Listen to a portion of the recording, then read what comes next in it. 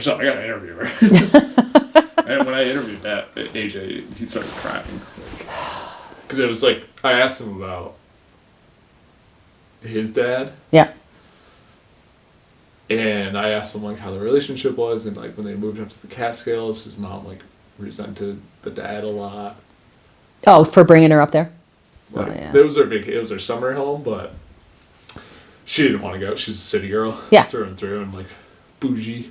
And Yep. she did not want to go, and she, like, resented him. And he came home with a check one. He was like, hey, honey, like, you know, I was like, he worked all during the week, and then he worked on the weekends. He drove trucks, moving big, like, furniture and paintings for like, celebrities, like a moving company. Yeah.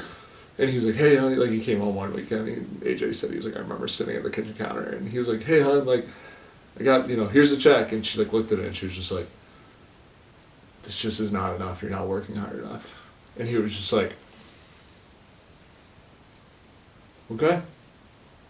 And just like, and AJ was just like, I remember that moment, the way that he treated her, the way that she treated him, like, I don't know how he didn't walk out. He's like, and I told myself, not gonna I happen. will never do that. Wow. And he started crying. Oh, wow. I've never seen it. He's a good guy. They're both nice people. Yeah. So I'm gonna try to stay. You're just gonna talk to me.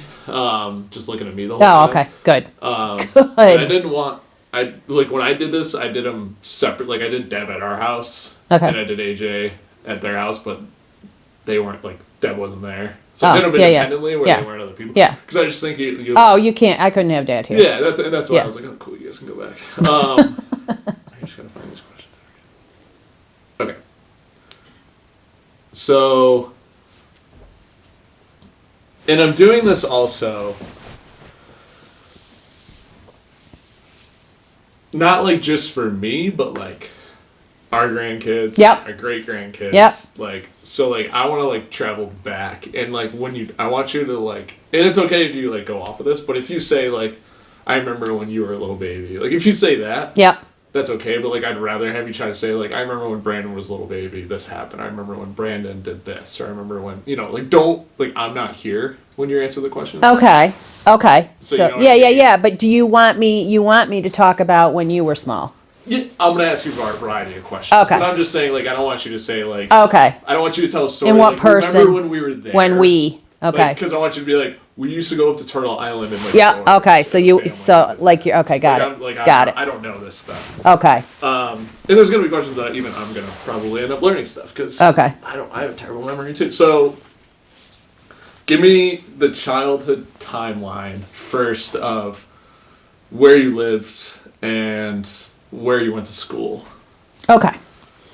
So I was born in Pittsfield, and I have lived in this house all my life.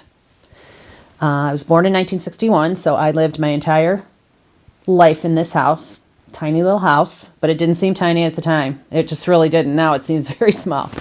I went to school literally straight across there for 1st through 6th grade. That's what it was back in the day before you went to middle school to a different town. So I walked to school every day, and I loved school. Then it was always about getting good grades and being this and the best speller, and I got another star today, blah, blah, blah. And I was 7 years apart from my nearest sibling, so I was spoiled. And according to them, very spoiled, my 2 siblings. So then after that, I go to Dalton, and I go to the old Nessicus school that doesn't exist anymore. And I did 7th and 8th grade there. So it was all the towns coming together, whereas this was just Hinsdale. It was all the towns coming together, 7th and 8th, and then you went to Kona to the high school, which is now a brand new high school. And then I graduated from there. And then, did you keep studying? Was it right after school you went and continued studying? I went to BCC after that, got married during my degree, finished my degree, my associate's degree. Actually, that was a stipulation, Graham and Gramp, my mom and dad. Once I got married, when they weren't too happy about that, they were like, you better finish your associate's degree. So they actually paid for the associate's degree while I was married to Kevin out in Pittsfield in a tiny little apartment on Easton Avenue. It was a 3-family apartment building. We loved it. My dad thought that we would never find a place to live, and why were we rushing everything, and blah, blah, blah, blah, blah. And we're like, we'll find a place. And literally within 1 week, we found a place, and I cannot believe I'm saying this now, it was $200 a month. $200 a month, and we're like, we can afford this. Kevin was working at Tyler Home Supply, and so we knew that we could afford that even while I was still going to school. He gave me $0.25 a day to use the vending machine at BCC to get an apple for my lunch. So I finished that. My mom and dad were very, very happy about that. And went on to my first job at Geary Corporation, which was not so much as an IT place, but computer programming back in the day. And that was in 82. And I worked there for 7 years. And then got into the bookkeeping from there. Went into their accounting, didn't love the programming, went into their accounting, and then started doing bookkeeping when I was having kids, which was awesome, out of the house. And been doing it ever since. In the house that you said they were $200 a month? Nope, sorry. So 5 years rental, and bought in the 5th year on Otis Avenue in Dalton. And little did I know, was pregnant for Brittany at the time. So we moved in. And Brett was brought home to Otis Avenue. So was Ryan. And then Brandon was brought home to Grange Hall Road. And in their minds, the 2 older ones, he was like a little doll that you could play with. And Brittany especially was the mom. She was all about taking care of Brandon. So we went to Otis for 5 years. And then we have been at 87 Grange Hall Road in Dalton for 32. All right, let's go back. Let's go to elementary school. Let's go back to that. Well, actually, I want to go even further back.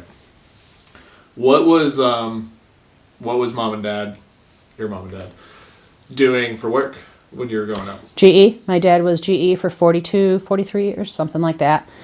Worked there all his life. Came home at 3:30 every day. We sat right behind us at this table. We ate at 4 p.m. every single day. My mom at the time was pretty much stay home, but then as we got a little older, was doing traffic guard duty over at the elementary school where I went, started working as a para in the schools and stuff. Mom had a job way back when in the GE for about 1.5 years before they got married and stuff. But then she did everything teaching after that in the schools. He was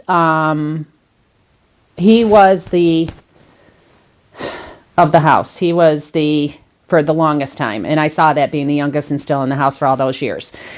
She would always back down to him. Whatever he said went, blah, blah, blah. And then one time, she didn't get her license till she was 55 years old. So her and I would take the bus a lot. It's called the B bus. And we would go down to the center of town and get the B bus and go out to North Street, which was in Pittsfield, which was this strip of stores that I thought was everything. It was like a mall today. You would, so mom and I had a very close relationship. Dad was he was very strict. He was very blah, blah, blah. And so she didn't have her license. And finally something happened where she decided in her mind that enough was enough and she needed independence. And she asked him to buy her a secondhand car.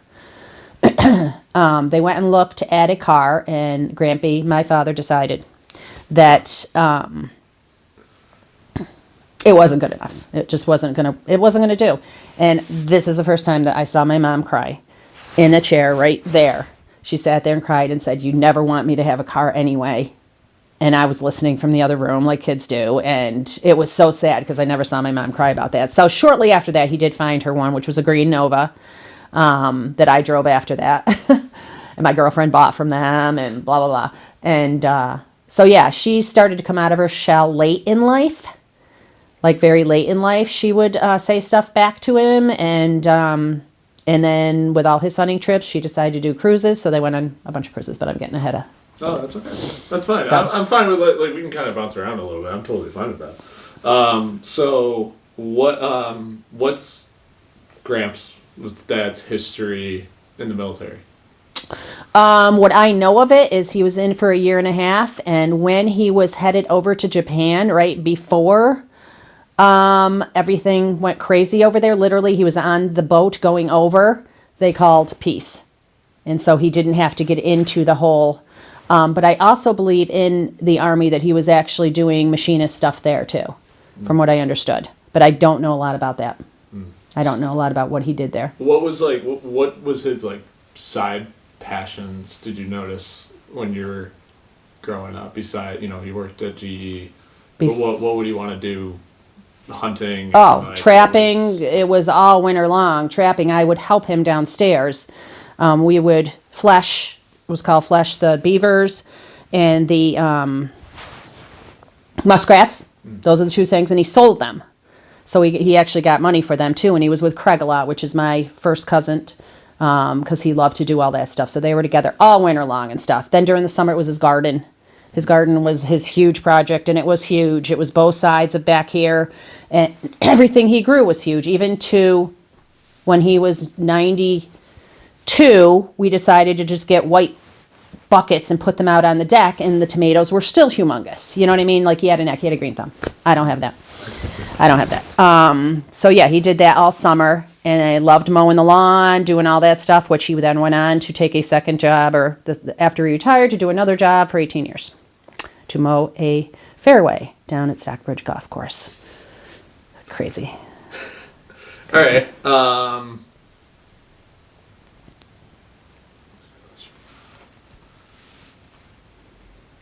Yeah, okay. I mean, I haven't started my list. But this helps because I know where I'm going with this. So, let's talk about your siblings growing up. What were they like? So, because they were so much older. So it was, and tell me. The actual, yep. And names. Yep. So Diane is 9 years older than me, my sister. She's the oldest, and then my brother is 7 years older than me, 6.5, 7. It's right on the line there.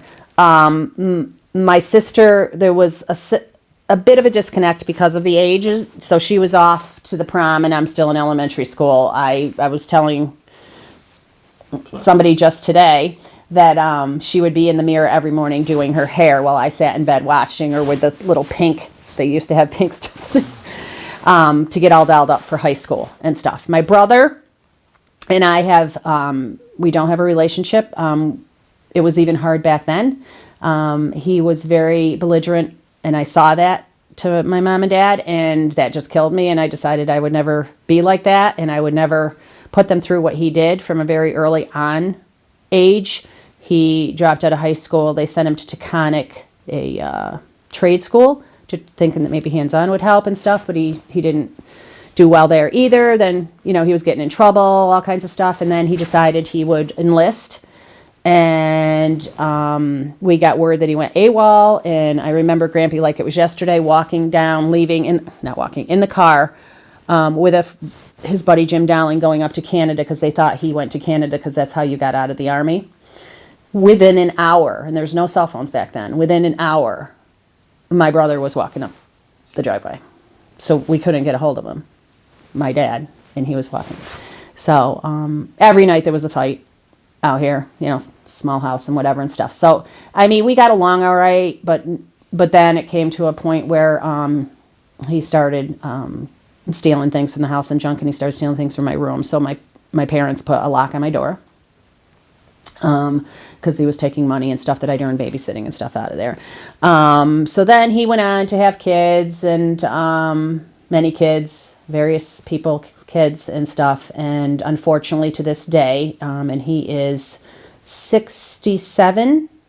Yeah. He still has troubles. Let's fast forward a little bit to high school. Let's talk about when you met Dad. Okay. Kevin. Okay. When did you first know about him? All right. And I guess the Farrell clan, because I guess the Farrell clan. Really... Yeah. Well, that's the thing. I was friends with his sisters way before Kevin, way before their brother. I hung out with Mary and Kathy a lot, Kathy Moore, Mary was in my class, but both of them a lot. And very tight family. So a lot of dynamics, like don't hurt my brother, this and that. And they'd let me know all that stuff right up front. And they would whisper behind my back and blah, blah, blah. And it always bugged me and stuff because we didn't have that here in this family. So it was like hard to understand and all that. And so Dad and I, so my girlfriend and I, Mary Ellen, who was my maid of honor, used to like to party. And somehow, because I was very good in school and I played in the band, I was able to get that by my mother and father. I don't know how. They would just let me roam on the weekends as long as I was doing everything else right. I don't know. So Lark and I used to go to parties. And we would find out where the parties were every weekend, who's having what and stuff. And there was this bonfire up in the woods, up on the back road past Bergner's at Ray's. I forget his last name. Ray's house. Ray Roberts' house. Having a big bonfire Saturday night. So Lark and I are like, well, how are we getting there? It's a long way to walk, man, you know. We start walking, and back in the day, it's horrendous that I'm saying this out loud. We thumbed. Yeah, we thumbed, and somebody new picked us up. And we were like, are you freaking kidding me? Just a mother of somebody we knew. And they're like, okay, you know. So she brought us so far, and she didn't say anything else. Mrs. Quirk, her name was. And we got out, and we walked up the long road to the bonfire. And Lark and I had both brought beer with us and stuff. And it was tons of people there. And everybody kept going up to the fire and stuff, and listening to music and everything. And so Lark and I had to pee. Went into the woods to pee. Somebody had left a 6-pack of beer in the snow to keep it cold. So we each took one. And we go back to the fire, and I sit down next to this guy. I don't know. I heard of him, but I don't really know who he is, whatever and stuff. And I knew he was their brother, whatever and stuff. And he goes, excuse me? Where'd you get the beer? And I'm like, I found the beer. I just found it. It was like, whatever. And he goes, it's my beer. And I'm like, well, did you leave it out in the woods? Yes, I did. That's how I met your father. I'm like, okay. So Lark is very close to Kevin as well. She's always text him and message him and stuff and junk. She loves to come over, and she always calls him Kev. It's always Kev. Hey, Kev. And that was a thing too in high school, because she didn't have a lot of boyfriends and stuff. So it got to the point where if I was with Kevin, we switched off and on the weekends. I was with her one weekend, then him the next, or she'd get upset. So anyway, she was my maid of honor, and his best friend, Jim Barth, was his best man. And we were young, 19 and 20. So, and here we are.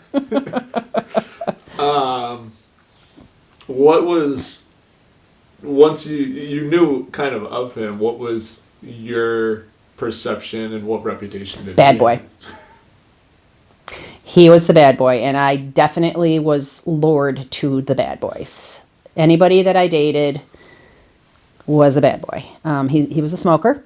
He was a head. They called them heads. I was a band fag. He was a head. He didn't know I was in the band. I hid it from him for a year because that was not going to work. I would sit on if I saw him coming, I would literally sit. I'd put my case up straight and sit on it like it was a chair. So he didn't know what it was. Like if I was in the hallway or something and I had it with me, I'd just flip it and I would sit on it. And so he was a bad boy. He ran around every weekend with his buddy Jim. He had a Scout that he drove. Everybody thought, so cool. Jimbo. Okay, Barth and Kevin, Barth and Farrell, they are together all the time, blah, blah, blah, and all this stuff. And so he was definitely a bad boy. Didn't do great in school. You know what I mean? Like, and then he was, what they call it when you work study. Yeah. He was on work study in senior year because he just couldn't tolerate school, which is fine. Some people just can't. And so he worked at Tyler Home and did school, and then ended up with a job at Tyler Home. So. And then when did he start? When did you start at Crane?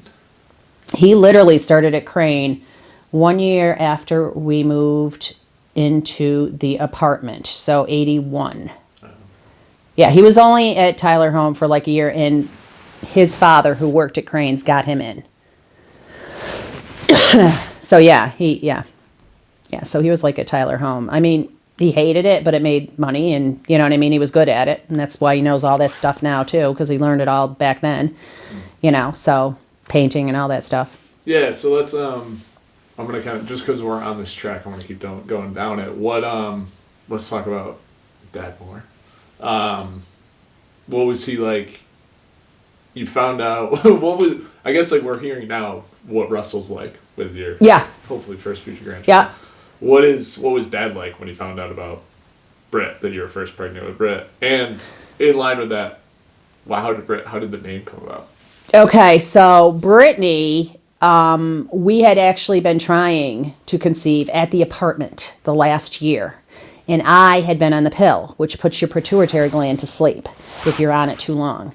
So we were doing all those crazy things that they tell you to do. Put your feet up certain times of the month, fever, whatever. Temperature, all that stuff and junk. And had no idea until we got to the new house. And we weren't even in a week. And I'm like, something's wrong. Something's like da-da-da-da. Well, that same year that we moved in, Big Grandpa, who is Kevin's grandfather, who passed away at 100, was out with us at the apartment and said, I'm going to help you move in. So at this point, he's like 89.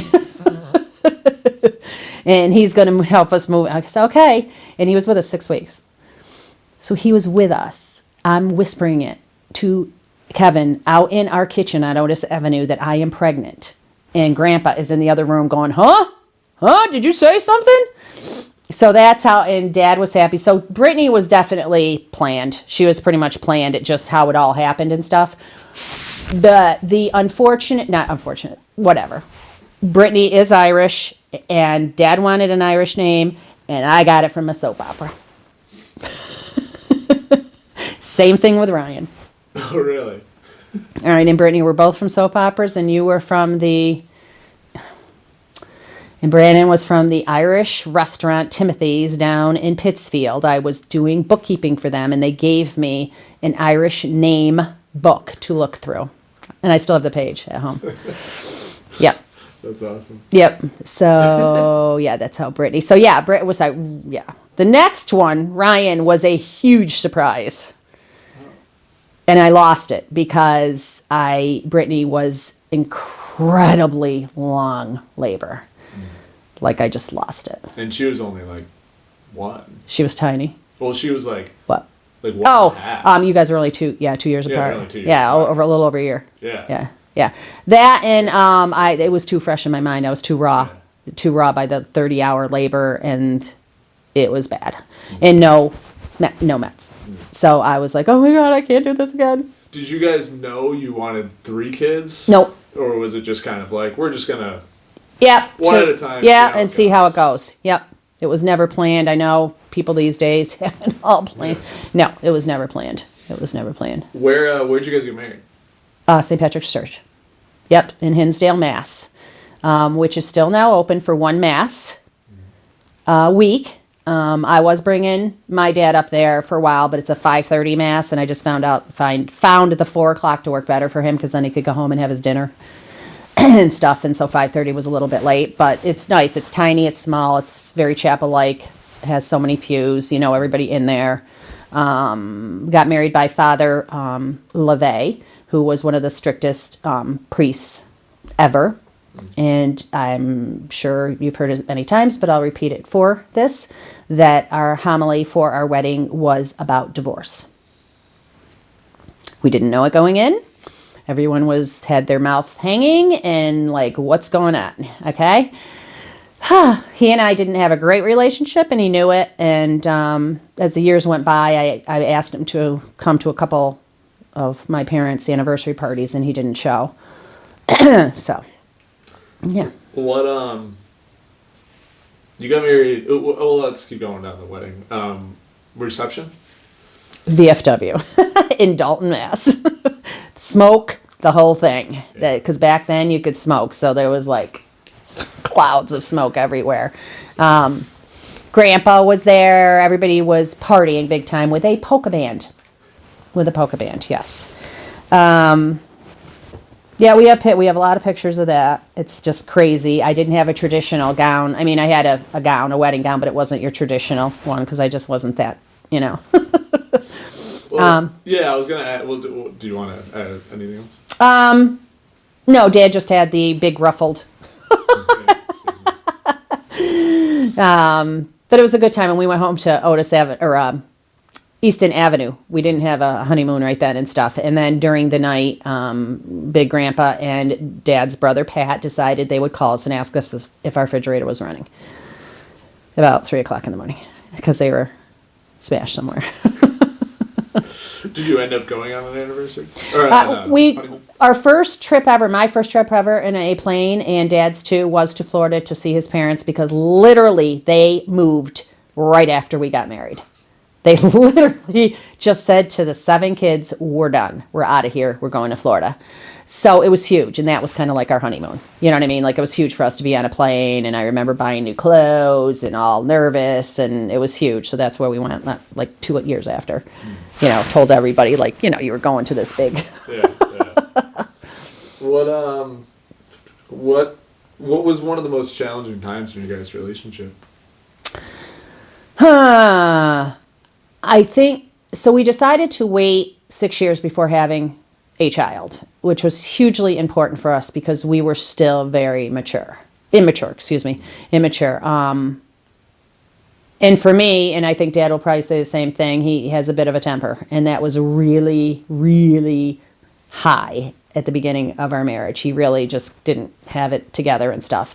And he still, to this day, will lose it once in a while, but this was bad. So that was probably challenging. There was a time where in the apartment he broke a window that we had to replace because we were renting it, you know, and stuff and junk, and just being mad at something, whatever, you know. So I would say that's probably, if you mean if we ever have had disagreements, you know, we do. We disagree on, like, when we moved from one house to another. So no, I would say at the beginning, the first 6 years. So it was good that we waited. It was absolutely good. Yeah. This is a good question Michelle came up with. What, when you were younger, young, you know, maybe like up to like 25, was there any like big news happening in the world that you remember that like you were like, whoa, this is like for me, I'm always going to be like, 9/11. Yeah, I remember all of you at 9/11, like where you were, what age and everything. Or like what school, I guess is what I want to say. Was there anything going on in the world? You know what? Nothing stood out to me, I guess. Things that I remember really well about that age group, because I was married already and stuff, like gas prices were so low. You know what I mean? It just like things like I can't believe now that I would pull up with $2. Because that'd be embarrassing right now to pull up with $2. You know what I mean? But like, I'd pull up $2, please. It was, here's 8 quarters. It was like no big, I remember all that stuff being so much, I don't know, it seemed easier, you know? Yeah. We have a lot of good questions in here. What's your favorite quality about Dad? I love that he can literally, and I love this confidence, he can fix anything. He'll attempt anything. He'll like, we can do that. We'll do that. You know what I mean? I don't have that. I'm like, it's not going to happen, blah, blah, blah. He has a lot of confidence in that, and I have a lot of confidence in him doing stuff like that. I love that about him. I really do. I do. And he's cute as hell, you know? So it's like, especially with this off.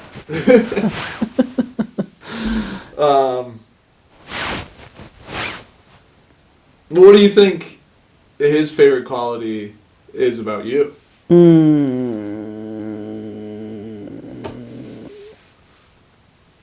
What do you think he's gonna say when I ask him that? Yeah, that's what I was kind of going at.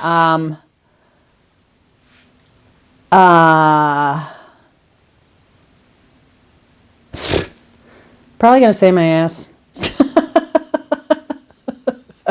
I'm gonna go with that.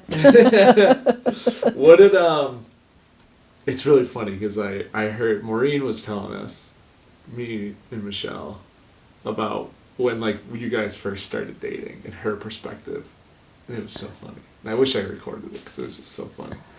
But knowing that you were in a band and he was the, bad boy, was there talks about, like, your guys' relationship in the school, small school? Was there, like, what was the chatter? I think that I dated more than Dad did. I think he was very closed off with that. You know what I mean? And I don't know really why. I never asked him. Like, I know there was only a couple girls, and stuff. And I went from... It always ended up with a bad boy. Like, I literally dated the quarterback one time. And it was like, nope, back to the bad boys. So I don't think there was any... And this was later. So this is like, now you're talking junior year. You know what I mean? He wouldn't go to the prom. So that got out and somebody else asked me. And I said, I'm going. It's too cool. He's too cool. It's exactly what it was. He was too cool to go to the prom. So I said, I'm not missing my junior prom. And I'm going to go if somebody asks me, which I knew they were going to. Because that gets around a small school. Well, it's like I never knew you dated, like, all the bad boys. Like, now I'm just like, I wonder where Britt gets it from.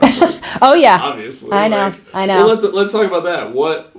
Let's talk with Britt. What qualities did she get from you guys and your parents? Because I think you can see correlations very clearly. Like, because I don't think it's just as from the parents. I think you can go one step up. Like, oh, wow, that's funny. You can go one step up. I think she gets her empathy, which I think she has a ton of empathy. Her dogs, her soul.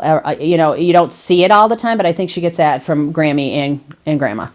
They just, you know what I mean? With them, it was, they're always just so nice to everybody and always put a spin on everything and this and that. And I really, truly think she got the empathy from, I know she got my poor decision making during high school. And I would say that to the therapist, that she just got caught and I didn't. It was no more than she got caught. And she got caught because I was looking for it because I did it. If it wasn't Dad, it was me. I mean, so we were always on the lookout and knew. I'd wake up in the middle of the night and say to Dad, something's wrong. And he'd be like, no, something's wrong. And it was. It's just because we were that connected. You know what I mean? And stuff. And Grandpa and Papa thought she could never do anything wrong. So I'm sure there's something to that when somebody believes in you no matter what you do, they're still going to be, well, she'll be fine. Okay, that's all they both ever said. It was like unbelievable. She got your dad's, Kevin's temper, for sure. But she got all the, let's go over and have a beer behind the barn from me. She did. And I just didn't get caught. Yeah. So that's unfortunate for her because then I was looking for it. What about Ryan? Ryan, I think is more like Grammy than anybody. I think that Grammy would get hurt and hold a lot of it in.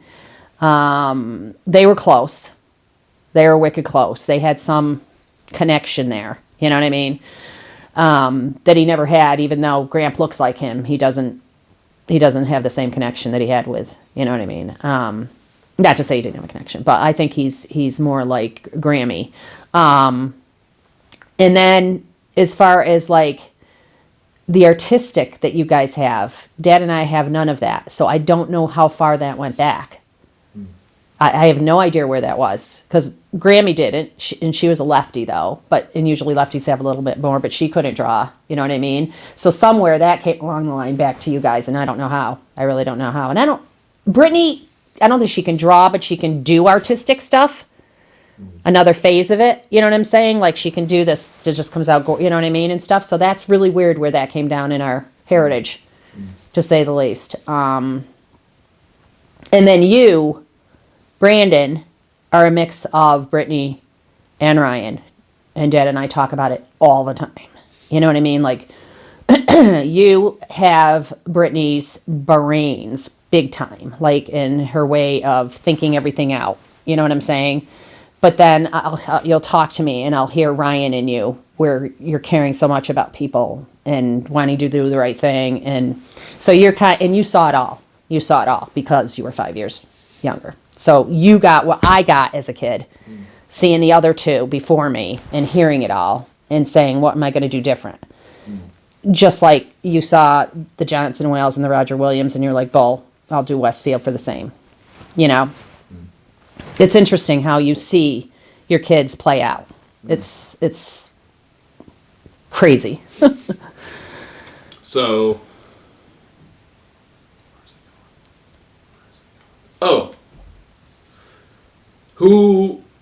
let's talk for who was the first guy? Who was the first kiss? His name was Billy. Can't remember his last name. And he was I just went down to junior high at the old Nessicus, and they had a hayride. I don't even know why. It never happened again. It was just that year. And everybody jumped on the back of the big truck, and there was things, and I sat next to this guy, and at the end of the night, and I was like, oh my God, telling all my friends, blah, blah, blah, and that was it. There was no more, we didn't even go out, back up to elementary school, and a guy paid me to go out with him, a quarter. So, yeah. Who was your first love? Yeah, this is a bad name for Dad, because I went with him for a long time. David Duquette, his name was, and I went with him for years, and he was definitely my first love and my first everything. And Dad still doesn't like running into him. I don't know why. It's crazy. Quarterback? He was not. He was a bad boy. That's so funny. Like, really bad boy. Now knowing the family. Yeah. Yeah. Sports family. Huge sports family. He made his money from dealing. So yeah. Mm-hmm. Yep. Yeah. Now, was he also your first heartbreak? Oh God, yeah. I used to come up this driveway just crying, and then he was the one that cheated on me, and I had to hear about it, and he was, yeah. I wish he didn't even live around here, because I don't like running into him. And then a very strange thing happened one day. Very strange. We're on Grangeall Road, and it was back before cells. And the phone rang, and I picked it up, and this girl goes, I can't find my dad. And I'm like, well, honey, what's the matter? I can't find him. I'm all alone. I'm up in Beckett, and I can't find my dad. And I'm so scared. I'm only 9. And I'm like, what is your name? What? Kelly Duquette. His kid. My age. Mm-hmm. I'm like, how did you get this number? Like, okay. So I said, honey, I'm going to call your grandmother, because I know her, obviously. I spent all that. So I called over to David's mother, and I said, Judy, I don't know what to tell you, but this is very strange. But your granddaughter just called my house on Grangeall. Well, how did she get your number? So it looked not good. Okay. And I'm like, I don't know, but she's saying she's alone, so somebody's got to do something. And it's not me. You know what I mean? It's not, I don't know how she got. So Ryan was playing basketball, and somebody he knew was playing, and he came up to me, the father, David, and he said, what happened the other night? Like, did you get a phone call from Kelly? And I'm like, yeah. Well, I said, I don't know how she has our number. So that was like... Weird. It's weird, yeah. I don't like when stuff weird happens like that. I don't like It's like...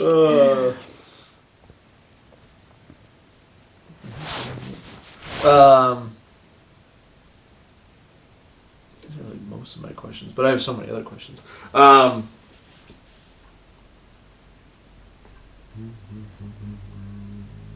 What was so Lark was your friend growing up? Best friend growing up. through high school. Yep. Who were you close with later on? Because as I know, you've had many close girlfriends. I've had Joann has been my longest and dearest friend, because right after I got out of college, I went to Geary, and that's where I met her. So since 81, even though she was New York, we've always been close. We go back and forth. The first two were the same ages. She's always, she got a divorce, and I remember the day that she called me, and I said to Dad, I got to go. There's something in her voice. I've got to go. She wants me to meet her. And, I came back, and Dad was like, what? Because it was like 20 years or 25 years and stuff. So we're very, very, very close. Know each other very well inside and out. So she probably, for sure. Lark and I have drifted, and that's, I think, we still get together and we still do stuff, but not like Joann and I. And then obviously Betsy in the past 15 years with Betsy. It started off with you, Brandon and Dean, her son, playing soccer, and then we just got really close. And she's just like me too. I mean, we can say anything to each other, and people think we're sisters. Actually, they say you guys are sisters. Yeah. So, yep, those are my two. But then I have very blessed to have so many good friends. So many. Like, I can't tell you what that means to me. Like, and I mean, it's terrible, but like Grampy passed away a month and a half ago, and that freaking funeral home was filled for a 96-year-old man, you know? And I'm sorry, but 75% were my friends, you know? So that was huge. They're always there for me. Rosie, with her cancer, comes wheeling in a wheelchair, you know? I'm like, she goes, of course I'm going to be here for you. So that's huge. You can never, ever have too many friends. They're always there. And then you just got to be there for them. And sometimes Dad will get upset because it drains me. It absolutely drains me to try to be there for all of them. You know what I mean? And stuff. But I feel like I have to. So, yeah. So I would say Joann is my longest. And Lark and I still get together. We just went to Tio's last week and stuff, but we're not close like we used to be. And I think a lot of that has to do with that, you know, she's had a couple divorces but I mean, we went to Nashville together 3 years ago and had a ball the entire time. So, yeah. Let's talk about, when did you start working for Joe? 23 years ago. Yeah, I just looked at that the other day. 23 years ago, I started working for Joe. And Joe came about because I was doing subcontracting for clients through Bill Fenton, who was an accountant with Joe at the time. And Bill came to me and said, Joe needs just some work done a couple days a week. Would you want to take that on as well? And so then I stayed with him the entire time I was taking on other clients and stuff and chunk. And I've been very, very, very lucky to have that job. I've said it a million times. I would sit at my desk doing my computer work, and you were around my legs with your little match car. So I was at least there. You know what I mean? And it was the best job ever. And you know who got me, who pushed me that way? I never, ever, ever, ever thought I had enough in me to do that. And it was Papa. He said, open your own business. I said, I can't do that. I don't have that. I don't have that, you know. He goes, I think you do, because you were just doing this job, and I think you should try it. And oh my God, anytime throughout these years, and this is where I truly believe in God, anytime I lost a client because they closed or something, literally within a month, I had another one because someone heard or whatever and would call me. It was like, are you kidding? You know what I mean? Like, how did this, like, and I can't seem to lose these 10, even though, you know? Yeah. I don't know. So, who'd you meet there at Joe's? Oh, yeah. How did I not? My Diane. Yes. Yeah. How did I? Yeah. So Diane and I met at Joe's and became very good friends through Joe. We get together on the outside, and we had a ball at work together because she was just so easy. She was married to Tim, and they adopted 6 kids. And I became very close with the 6 kids too, as she would come in and share things with me and blah, blah, blah. So back a ways, it's been 4 years now. I lost her, and it was 6 years prior to that we were in the office together, and she started going like that.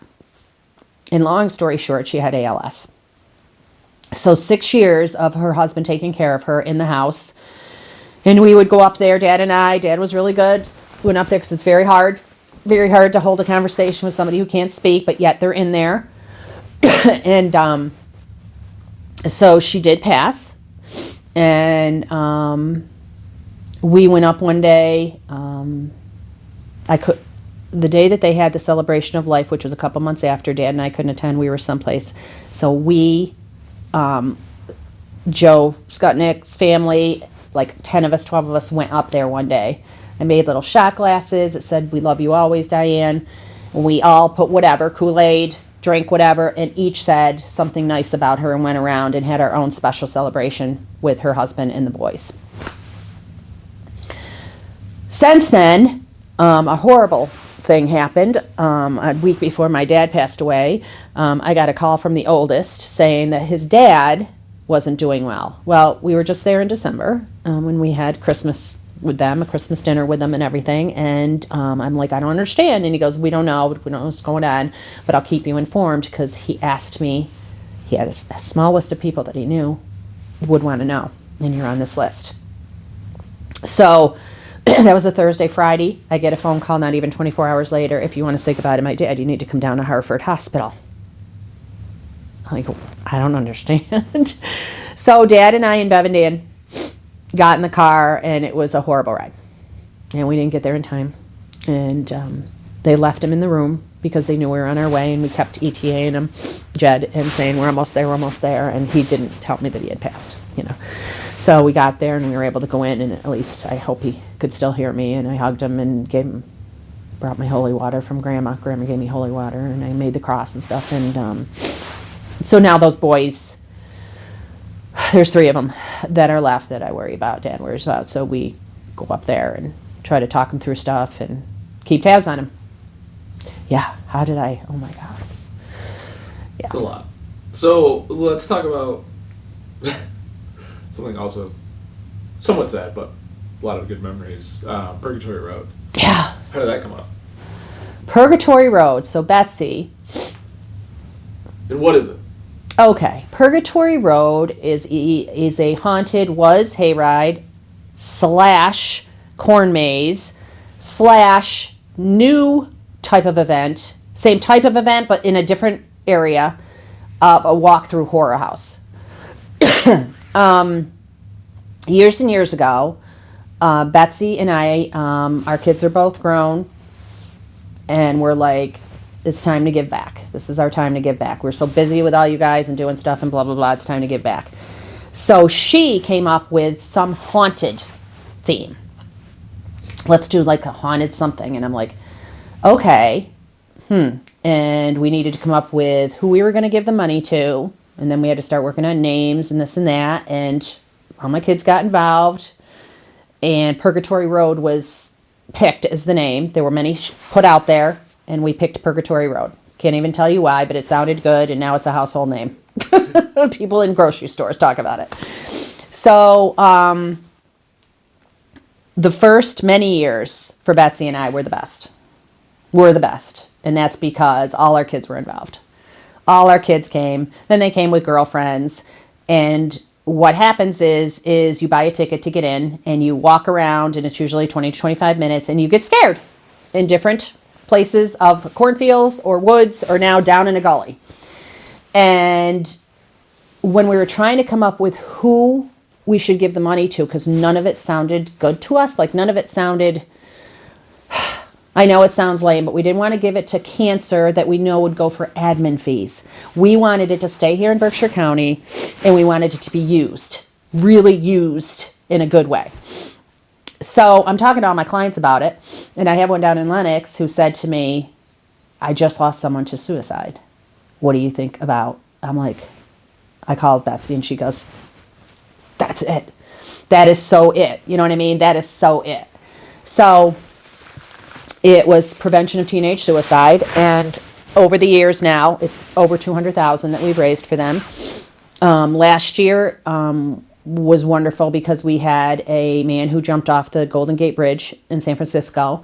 We paid him $18,000. The money went towards that for him to come out here, fly out here, and give his story to the high school kids. It was amazing. It was unbelievable because he survived, obviously. So, and back in the day, so you have anywhere between 40 and 50 volunteers. And Purgatory Road is always going to be special to me because in my case, all my boys came with their friends and slept over the house, and it was a thing. They would stay up till 2 a.m. talking about who they scared, who peed their pants. It was awesome. And Betsy loved that. She came over one time to listen to you guys and all that stuff. And that was just like, so it all came together. We were doing a good thing. We brought all our families together. COVID hit. We had to stop it for a little bit, and I didn't know if I actually had it in me anymore to do. And we just sat down the other day and decided we would wait for a sign, and if we were going to do another year, and the sign came yesterday. So another year of Purgatory Road. That's perfect.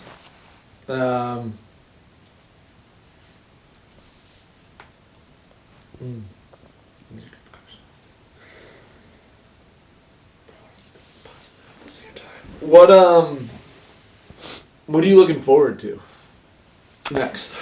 So, like obviously, all my grandkids. I've been waiting and waiting and waiting because I've doted on other people's grandkids, or dogs, which is just sad.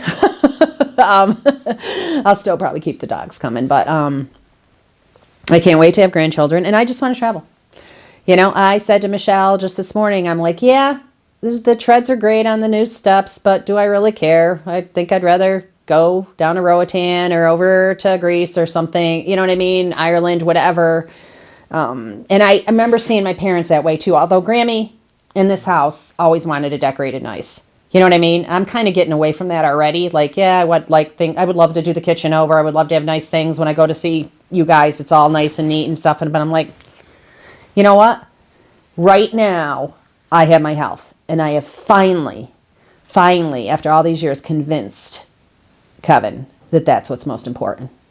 And especially with all the friends that we have right now that are sick, that tomorrow we could wake up and I could go to the doctor's and just the stinking root canal put me over the edge. Are you kidding me? I have friends that have radiation and chemo every day. Okay, so enough. And just enjoy each life. Right now, today. You know what I'm saying? So, yeah, I just want to do.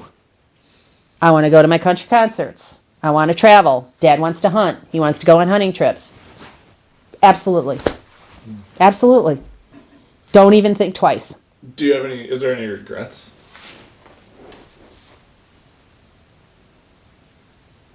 I wish I had found a way to get through to Brittany early on. Brittany, yeah, a lot of sadness there.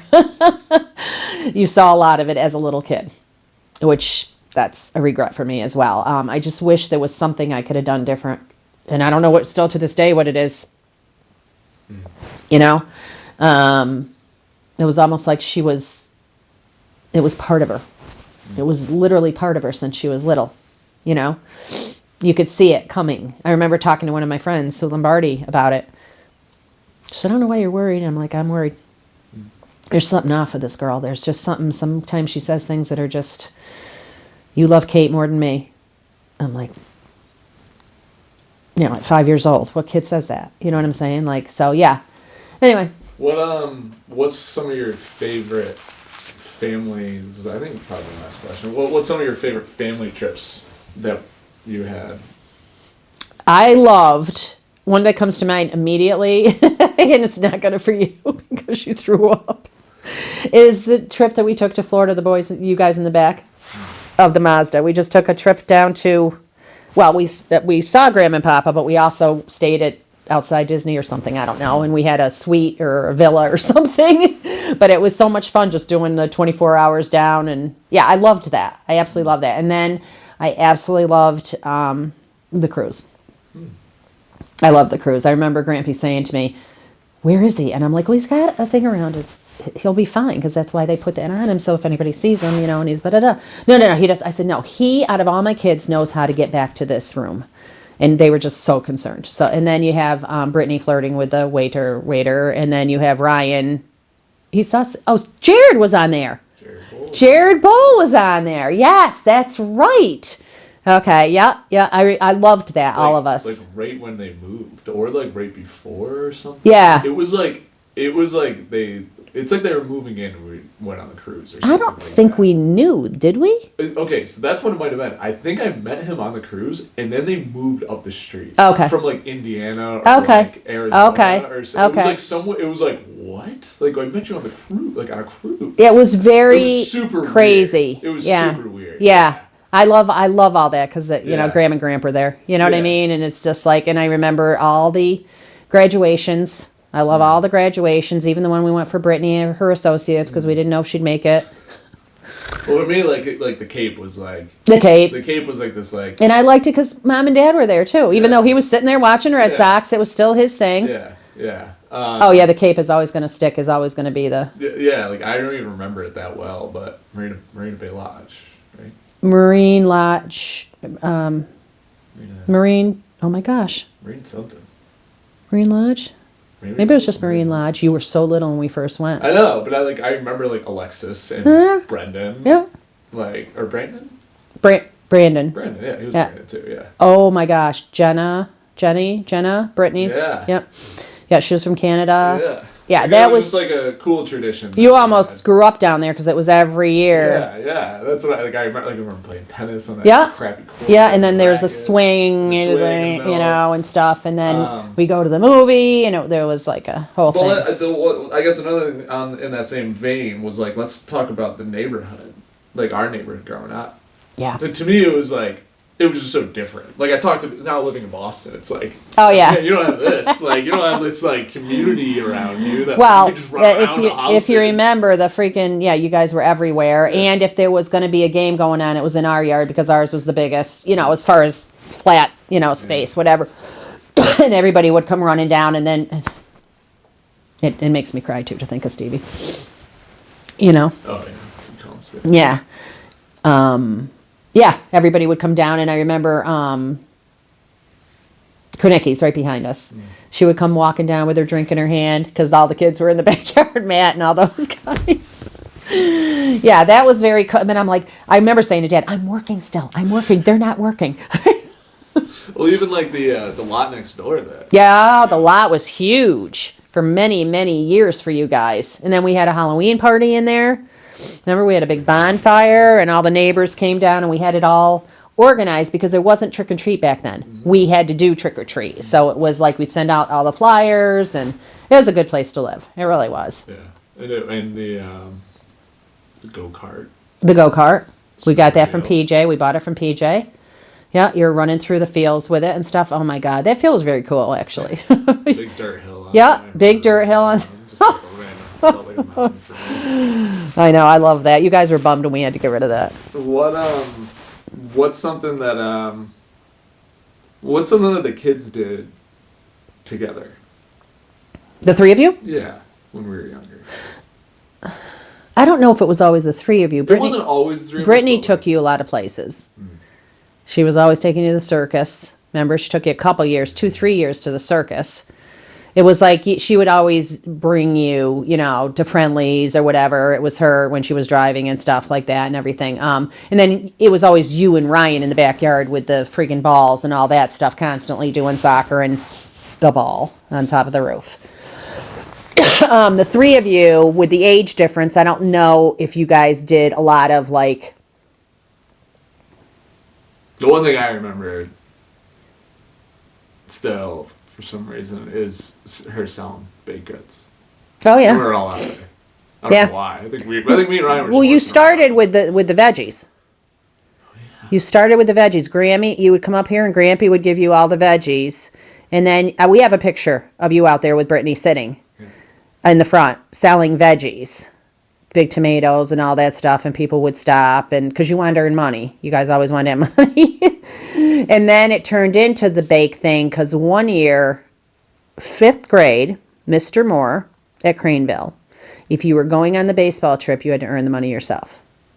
So Kate came down, and her and Brittany made 10 apple pies and sold them out front, and they were gone because people were just calling the house and saying, I'm coming down to save one, whatever type thing and stuff. And I remember that. But you guys were out there all the time selling something.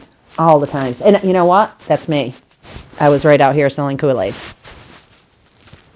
Make me so mad because I hung with this girl down here on the corner, Pam. She had 2 sisters, and the mom always made Pam take the 2 sisters with us out there, so we had to cut the money by 4. 5, actually. And so it ended up being 20 cents each or something, you know, because they'd always come over. They'd always feel bad for us because it was the last hole. So. Well, I remember selling golf balls. Yeah, the golf balls. Yeah. They put it in here and then I take it and sell it back to them.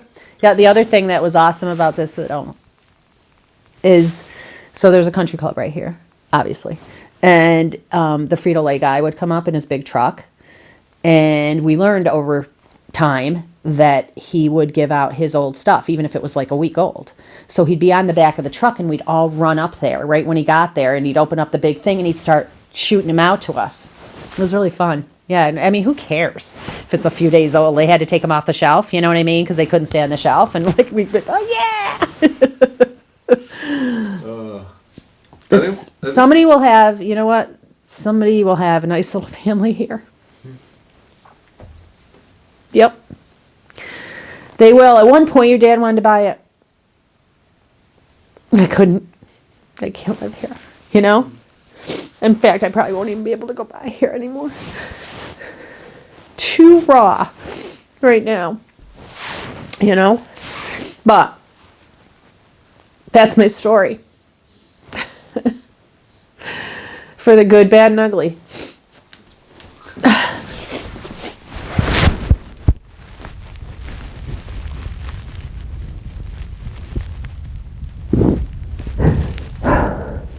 It hits me. Just hits me. Some days I'm fine.